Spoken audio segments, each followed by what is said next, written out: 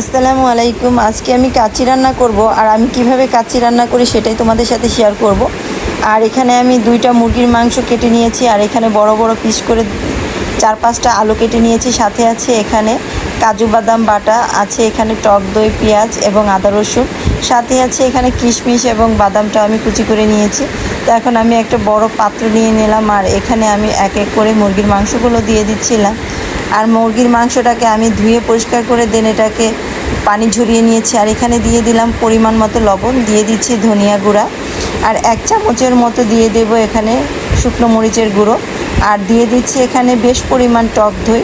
তো টক দইটা বেশ পরিমাণ দিয়েছি। আর এখানে আমি আদা রসুন বাটাটা 1 চামচ দিয়ে দিলাম। আর এখানে দিয়ে দেব এখন কাঠবাদাম, যেটা আমি বেটে রেখেছিলাম, সেটা দিয়ে অনেক সুন্দর করে এটাকে আমি মাখিয়ে নিব। আর এইটা সুন্দর করে মাখিয়ে যেন মাংসর সব গায়ে মশলাটা লেগে থাকে। আর এটা আমি প্রায় ঘন্টাখানিকের জন্য ম্যারিনেট করে রাখবো। আর এখানে নিয়ে নিলাম আমি বাসমতি চাল, আর এটা কোহিনুর ব্র্যান্ডের বাসমতি চাল। এই চালটা অনেক ভালো, আর আমি যখনই কাচ্চি রান্না করি তখনই আমি এই চালটা ব্যবহার করি। আর আমি চাউলগুলো সুন্দর করে ধুয়ে দেন এটা আমি একটু ভিজিয়ে রেখেছি। আর এখানে আমি পেঁয়াজ কুচিগুলো সুন্দর করে বেরেস্তা করে নিলাম। আর এখানে দিয়ে দিচ্ছি আমি ঘি, আর ঘি দিয়ে আজকে আমি কাচ্চিটা রান্না করব।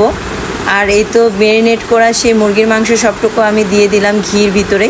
আর এখানে যেহেতু সব মশলা আমি আগে দিয়ে রেখেছিলাম, সেজন্য নতুন করে কোনো মশলা এখানে অ্যাড করব না। তো এই তো দেখতে পাচ্ছেন। আর ঘিটা যখন গরম হয়ে যাবে তখন আমি এই মুরগির মাংসগুলো সব ম্যারিনেট করে রাখাটা আমি সব দিয়ে দিলাম। তো এখন আমি একটু নেড়ে চেড়ে নেব, আর নেড়ে চেড়ে দেখতেই পাচ্ছেন একটু উল্টিয়ে পাল্টিয়ে দিচ্ছিলাম। আর এখন আমি এটা ঢাকনা দিয়ে ঢেকে দেব। আর আরেক চুলায় আমি বসিয়ে দিলাম পানি। আর যেহেতু চালটা আমি একটু হালকা সিদ্ধ করে নেব, সেজন্য এখানে বেশ পরিমাণ আমি পানি দিয়ে দিলাম। এখন আমি দেখতেছি যে ঢাকনাটা উঠিয়ে আমার মুরগির মাংসটা যেটা আমি বসিয়ে দিয়েছিলাম সেটা কি হয়েছে কিনা। তো হ্যাঁ, এটা একটু বলক এসে গেছে। তো আরও কিছুক্ষণ এটাকে আমি ঢেকে রাখবো। আর দেখতেই পাচ্ছেন এখন এটা আমি সিদ্ধ হয়ে গেছে প্রায়। তো এই পর্যায়ে আমি দিয়ে দেব কাচ্চি মশলাটা।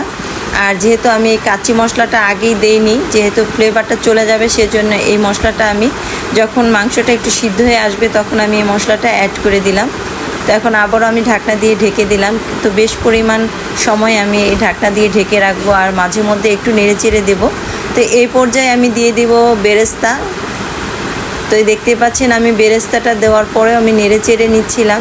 আর এখন আবারও আমি ঢাকনা দিয়ে ঢেকে রাখবো। প্রায় আধা ঘন্টার মতো আমি এই মাংসটা রান্না করব। তো ফাইনালি আধা ঘন্টা হয়ে গেছে। আর এদিক দিয়ে আমার পানিটাও প্রায় বলক এসে গেছে। আমি অল্প একটু লবণ দিয়ে দিলাম, আর এখানে দিয়ে দিচ্ছি চালগুলো। তো চালটা আমি পুরোপুরি সিদ্ধ করব না, হালকা অল্প সিদ্ধ করে উঠিয়ে নেব। আর দেখতেই পাচ্ছেন এদিক দিয়ে আমার মাংসটা রান্না করা শেষ হয়ে গেছে। আর যেহেতু এটা তেল উঠে গেছে, দেখতেই পাচ্ছেন মাংসটা কি সুন্দর। তো আমি বলতেছি না, আর একটু সময় এটা ঢাকনা দিয়ে ঢেকে রাখি। তো ফাইনালি হয়ে গেছে, দেখতে পাচ্ছেন এখন উপরে তেলটা উঠে গেছে। আর এদিক দিয়ে আমার মুরগির মাংস কাচ্চি, যে মুরগির মাংসটা আমি কষিয়ে নিয়েছি সেটা হয়ে গেছে। তো এখন আমি চালটা দেখতেছি যে সিদ্ধ হয়েছে কিনা। তো দেখতেছি না, আর একটু সিদ্ধ হবে, পুরোপুরো হয়নি। তো হালকা যেহেতু হাফ সিদ্ধ হবে তখনই আমি চালটাকে ছেঁকে নেব। তো এখন আমার মনে হচ্ছে যে চালটা হয়ে গেছে। সে পর্যায়ে আমি এখন চালগুলো একটা জালনিতে এটা ঢেলে নিচ্ছিলাম। তো এই তো দেখতে পাচ্ছেন চালগুলো আমি অল্প অল্প পরিমাণ উঠিয়ে নিচ্ছি গরম পানি থেকে। তো আমি দেখাচ্ছিলাম চালটা কতটা ঝরঝরে হয়ে গেছে। আর এদিক দিয়ে সব কিছু আমি টেবিলে নিয়ে এসেছি, যেহেতু এখানে ফার্স্টে এটা আমি সাজিয়ে দেন আবারও চুলায় বসিয়ে দেব, সেজন্য বড় একটা ফ্রাই প্যান নিয়ে নিলাম। আর এটা বড় একটা পাতিলা নিয়ে নিয়েছি।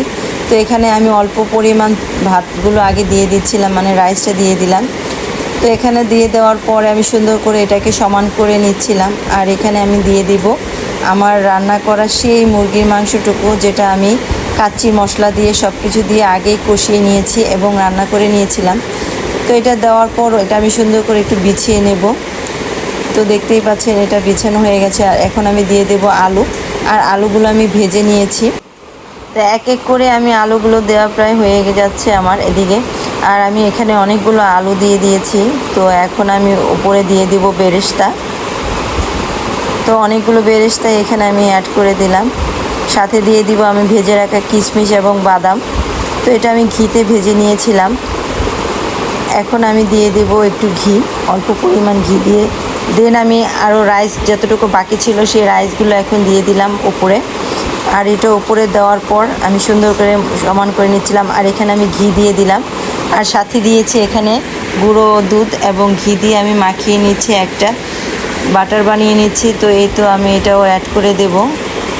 তো অল্প পরিমাণ আমি এখানে লিকুইড দুধটাও দিয়ে দেব, দেখতেই পাচ্ছেন। এবং আমি সুন্দর করে এটাকে নিয়েছি ঢাকনা দিয়ে ঢেকে আবারও চুলায় দমে বসিয়ে রাখবো প্রায় আধা ঘন্টার মতো। তো এই তো ফাইনালি আমার কাচ্চি বিরিয়ানি হয়ে গেছে। তো সবাই বলবেন কেমন হয়েছে।